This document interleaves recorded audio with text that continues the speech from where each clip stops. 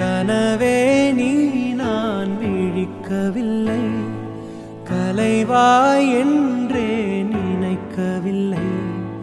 மறந்தாய் பிரிந்தாய் நியாயமில்லை, தொலைந்தேன் தனியே யாருமில்லை.